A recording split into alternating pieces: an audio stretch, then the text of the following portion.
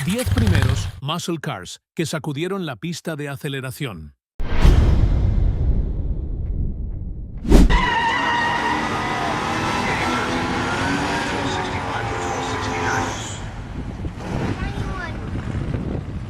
¿Alguna vez te has preguntado qué auto hizo temblar la pista de arrancones? Primero, no por el humo de las llantas, sino por puro miedo. Y si te dijera que antes de los grandes nombres, antes de las portadas de revistas, hubo un puñado de monstruos legales para la calle que estaban reescribiendo silenciosamente las reglas del poder bruto. Estamos hablando de misiles de fábrica, con componentes internos listos para competir paneles de aluminio y cero paciencia para el carril lento. Estos no eran autos de exhibición, eran autos de choque, y no solo hacían girar cabezas, terminaban carreras. Le preguntamos a más de 350 de ustedes, ¿cuál fue el primer muscle car que sacudió la pista? Y sus respuestas fueron fuertes y claras. Pero la historia verdadera va más allá de los votos. Hoy nos sumergimos en 10 de las primeras máquinas musculosas que redefinieron lo que un auto callejero podía hacer. Así que abróchate el cinturón, deja tu favorito en los comentarios y suscríbete, porque aquí es donde realmente comenzó la era Muscle Car. 1964, Ford Fairlane Thunderbolt. No era solo rápido, era una locura. En 1964, la división de alto rendimiento clandestina de Ford, los infames Skunk Works, decidieron irse a lo nuclear. El resultado, el Ford Fairlane Thunderbolt. Le metieron un V8 de 427 pulgadas cúbicas con doble carburador Holley, de 4 gargantas, en una carrocería ligera de Fairlane, y luego arrancaron todo lo que oliera a comodidad. Defensas de acero fuera, calefacción eliminada, aislamiento acústico, ni pensarlo. Incluso el cofre era de fibra de vidrio con una toma de aire tipo buzón que parecía capaz de succionar pájaros del cielo. Esta bestia entregaba 425 caballos de fuerza de fábrica, pero los entendidos dicen que el número real era aún más alto. En la pista de arrancones, hacía el cuarto de milla en los 11 segundos en 1964. Eso no era solo rápido, eso era revolucionario. Pero lo mejor de todo esta cosa era legal para la calle. Apenas. Lo justo para calificar en Superstock de la NHRA. Con manejo nervioso, un torque atronador y un peso en vacío que parecía de madera balsa, el Thunderbolt no era un auto que conducías, era un auto que sobrevivías. No es de extrañar que encabezara nuestra encuesta comunitaria con 36% de los votos, demostrando que para muchos fanáticos del Muscle Car, el Thunderbolt fue el primer verdadero disparo en la pista. Un asesino callejero disfrazado de fábrica. 1963. Chevrolet Impala. SS409. No solo manejabas un 409, lo anunciabas. Si tenías la suerte de ver uno llegar a una reunión nocturna en los 60, seguro recuerdas el rugido profundo de ese V8 con doble carburador cuádruple y los inconfundibles emblemas SS. Este era un rey de las calles en tamaño completo, con un arma secreta, 409 pulgadas cúbicas de furia Chevrolet, soltando 425 caballos de fuerza directo de la fábrica. Pero esto no era solo un coche de cifras, era un ícono de la cultura pop. Los Beach Boys lo convirtieron en leyenda con su éxito She's Real Fine, My 409, y de repente todos los jóvenes querían lo mismo, un Chevy con insignia Big Block y caja de 4 velocidades. Lo que hacía especial al Impala del 63 no era solo su músculo, era el momento que representaba. Para muchos de ustedes que votaron, era el auto que su hermano mayor llevaba a las carreras del instituto o el que veías hacer quemones detrás del autocinema. Parecía un crucero de lujo, pero cuando pisabas el gas, despegaba como un cohete. Sus votos, 28% de ellos, confirman que no era solo sobre rendimiento. Era orgullo. Era recorrer la calle principal un viernes por la noche. Era ese primer quemón esa primera carrera, ese primer amor con un 409 bajo el cofre. Y eso no lo mide ninguna hoja de dinamómetro.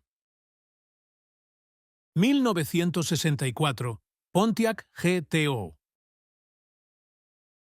Algunos dicen que aquí comenzó todo el movimiento muscle car como lo conocemos. El Pontiac GTO de 1964 no solo llegó a la pista, reescribió las reglas. Por primera vez podías entrar a una agencia, marcar unas cuantas opciones en la hoja de pedido y salir con un auto mediano con el golpe de un Big Block. Bajo el cofre había un V8 de 389 pulgadas cúbicas, capaz de hasta 348 caballos de fuerza con el sistema Tri-Power. En las manos correctas podía recorrer el cuarto de milla en bajos 14 segundos y en la calle se sentía aún más rápido. Pero los números no cuentan toda la historia. Lo que hizo legendario al GTO fue lo accesible que se sentía. Esto no era una edición limitada hecha para profesionales. Era el tipo de coche que tu vecino compraba nuevo, lo enceraba cada sábado y lo corría cada domingo. Algunos de ustedes recuerdan verlo estacionado en el A&W Drive-In, el tacómetro rebotando mientras soltaba el clutch y las llantas traseras iluminaban la noche. Otros recuerdan ir de copiloto, mientras tu papá, o tal vez tu tío loco, volaba por una carretera rural, la radio a todo volumen, la toma de aire del cofre silbando. Con 19% de sus votos, el GTO se ganó su lugar no solo como un performer, sino como un recuerdo, un hito, un momento. Hizo que el músculo fuera real, hizo que los caballos de fuerza fueran personales, y para una generación de conductores hizo que la vida fuera mucho más ruidosa. 1964. Plymouth Belvedere, 426. Max Wedge. Esto no fue construido para pasear, los domingos fue hecho para dominar. El Plymouth Belvedere, 426. Max Wedge, de 1964, no era solo un muscle car. Era un misil sobre ruedas cargado desde fábrica con el motor más temido de Chrysler, el V8 Ramcharger Max Wedge, de 426 pulgadas cúbicas, con una potencia declarada de más de 425 caballos de fuerza. Pero si conoces la historia, Mopar, sabes que esos números eran conservadores. En configuración de carreras, estas máquinas recorrían el cuarto de milla en bajos 11 segundos, sembrando el miedo a todo lo que se atreviera a alinearse a su lado. Las culatas, Max Wedge, la admisión elevada y los internos de alta compresión eran pura tecnología de pista, y ahí es exactamente donde estos coches pertenecían. Pero esto es lo que lo hacía aterrador, ese nivel de potencia no estaba destinado para la calle. Y aún así, Plymouth lo vendió al público. Los conductores aprendieron rápido que con solo tocar el acelerador, los neumáticos se incendiaban. Con una cajuela vacía y una distancia entre ejes corta, la tracción era opcional. Dirección bajo aceleración resa. Solo verdaderos corredores de cuarto de milla domaban estas bestias. Y para los demás, bueno, aprendieron por las malas lo que pasa cuando sueltas un motor de carreras sobre pavimento urbano. Con 17% de sus votos, el Max Wedge Belvedere demostró que la fuerza bruta no era solo una especialidad de Mopar, era una advertencia al resto de Detroit. 1962. Plymouth Savoy, 413. Max Wedge. Antes del Thunderbolt, antes del GTO, antes de que el 409 se convirtiera en himno de las listas de éxitos, estaba esto, el Plymouth Savoy, 413. Max Wedge, de 1962. ¿Quieres hablar de sacudir la pista? Este fue el momento en que todo cambió. Bajo el cofre estaba el motor Max Wedge original, un V8 de 413 pulgadas cúbicas con admisión cruzada elevada, internos forjados y relaciones de compresión de hasta 13.5 a 1. Las cifras oficiales de potencia superaban los 420 caballos, pero en realidad estas máquinas daban en el dinamómetro más de 470. Bien ajustadas corrían el cuarto de milla en 11 segundos, saliendo directo del concesionario. Pero que no te engañen, esto no era para los débiles. Solo arrancarlo requería gasolina de carreras y nervios de acero. La carrocería ligera del Savoy, combinada con un torque enorme, hacía que lanzarlo fuera una apuesta de tracción. A fondo no se adhería Cassava. Y sin embargo, para los fanáticos de los arrancones tempranos, este es el coche que recuerdan. Es el cochecito de la viejita de Pasadena, un apodo nacido al ver a estos ligeros Plymouth y Dodge destruir rivales en semáforos y pistas por igual. Esto no fue solo un muscle car. Fue el primer disparo de Mopar y fue demoledor. Pregunta a cualquiera que estuvo ahí en el 62, el Max Wedge no pedía permiso. Hacía una declaración y sacudía la pista como una bomba. 1962. Pontiac Catalina 421 Super Duty. Pontiac en los primeros 60 tenía un solo objetivo: vencer a todos. Entonces, ¿qué hicieron? Tomaron su Catalina tamaño completo, ese coche que tu abuela podría llevar a misa el domingo, y le metieron un monstruo bajo el cofre. Estamos hablando de un V8 de 421 pulgadas cúbicas con doble carburador Carter, de 4 gargantas todo forjado y paneles de carrocería de aluminio para mantenerlo liviano. Oficialmente, generaba 405 caballos de fuerza. Extraoficialmente, más de 460 con gasolina de competencia. Pero aquí viene lo mejor. Pontiac se lo vendía a cualquiera con el valor o la cartera para pedirlo. Podías entrar a una agencia, marcar las casillas correctas y salir con un asesino super stock de fábrica que podía correr el cuarto de milla en altos 11 segundos. El resultado: caos. Algunos les quitaban las placas a los coches de sus madres para mantenerlo legal en la calle. Estas cosas iluminaban los caminos rurales, ganaban carreras de pink slips y hacían temblar las ventanas antes de la cena. El Catalina 421 Super Duty parecía un crucero grande, pero pisabas el acelerador y despegaba como un misil tierra-aire. Era ruidoso, era brutal, y fue construido en una época en que los caballos de fuerza significaban libertad. Y por eso, los corredores old school aún susurran una sola palabra: poncho. 1962. Dodge Dart 413 Max Wedge. Antes de que Dodge se hiciera famoso por los Chargers y Challengers, sorprendió al mundo de las carreras de arrancones con el Dart 413 Max Wedge de 1962. Era una máquina diseñada para el cuarto de milla, nacida de la ingeniería de fábrica y las ambiciones de la NHRA. En su núcleo estaba el V8 Ramcharger, de 413 pulgadas cúbicas, un motor de alta compresión con doble carburador cuádruple, utilizando una admisión cruzada salvaje y tubos largos calibrados para entregar el torque máximo a altas revoluciones. Con una potencia declarada de hasta 420 caballos, era una bestia con gasolina de competición. Acoplado a una Torque Flight de servicio pesado o una caja manual de 4 velocidades, este conjunto era capaz de recorrer el cuarto de milla en bajos 12 o altos 11 segundos, saliendo directo de la sala de exposición. Para reducir el peso, Dodge despojó al Dart de toda comodidad innecesaria: paneles frontales de aluminio, sin radio, sin aislamiento acústico.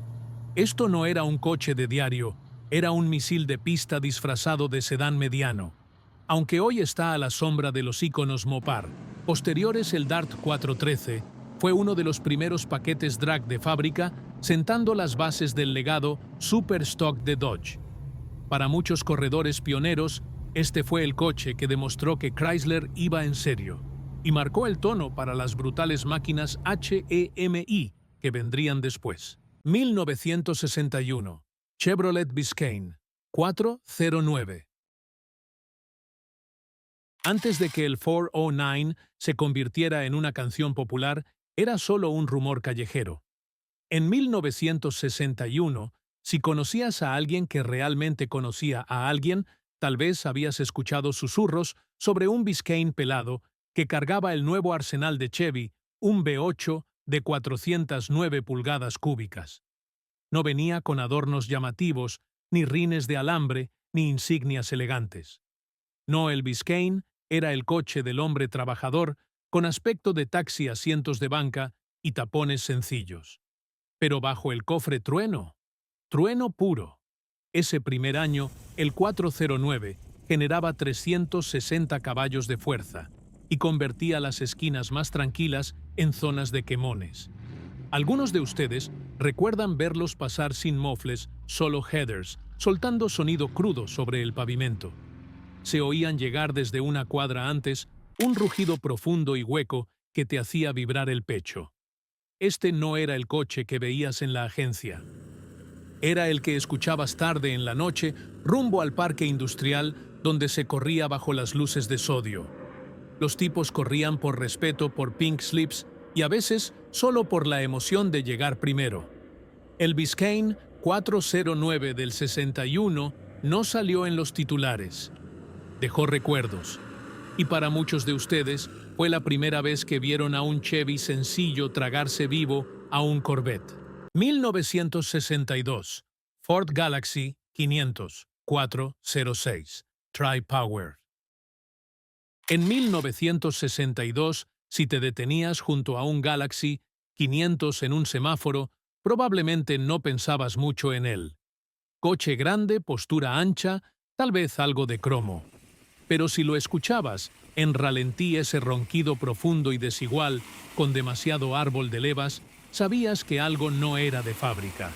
Eso era porque bajo ese largo cofre podía estar el V8 de 406 pulgadas cúbicas de Ford, equipado con triple carburador de 2 gargantas, el legendario sistema Tri-Power. Con una potencia de fábrica de 405 caballos, estaba hecho para competir contra el Chevy 409 y el Mopar 413 Max Wedge. Y lo hacía silenciosamente. Muchos de ustedes recuerdan ver estos autos en los autocines locales, cofres abiertos, filtros cromados brillando bajo las luces.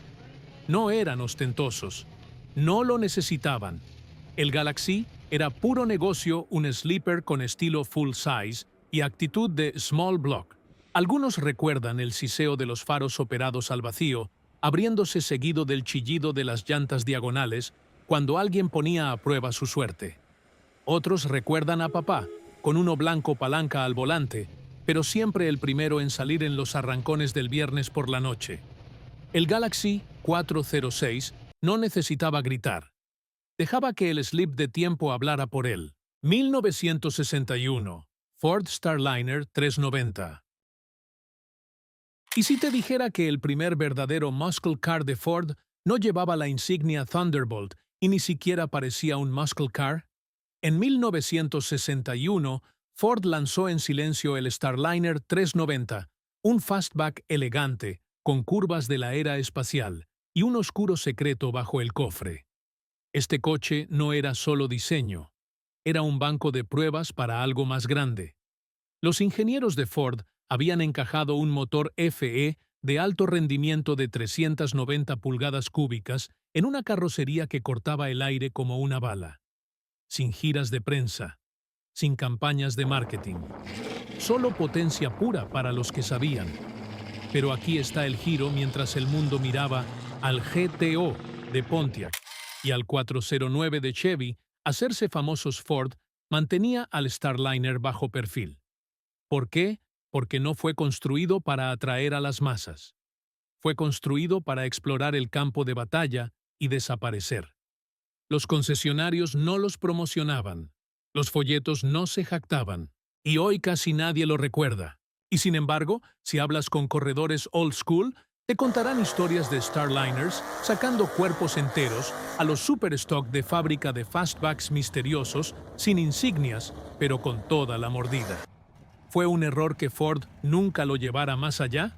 ¿O acaso el Starliner nunca fue hecho para ser recordado? Y así termina nuestro conteo de los primeros muscle cars que sacudieron la pista de arrancones y lo cambiaron todo. Estos no eran solo coches, eran declaraciones de poder, velocidad y actitud. ¿Cuál fue el que más te marcó? ¿Mencionamos tu favorito o hay alguna leyenda oculta que se nos escapó? Deja tu opinión en los comentarios, nos encanta escuchar sus historias.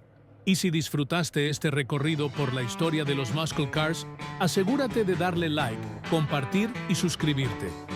En nuestro canal no solo contamos historias, mantenemos vivas las leyendas.